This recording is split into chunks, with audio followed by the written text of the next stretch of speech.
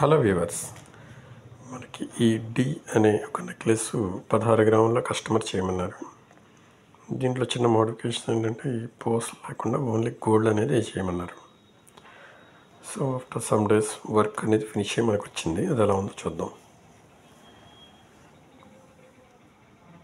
ఇది నెక్లెస్ అండి.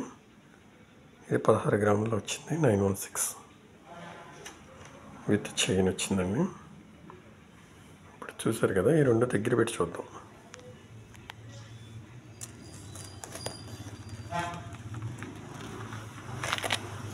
ఓకే, చూడండి.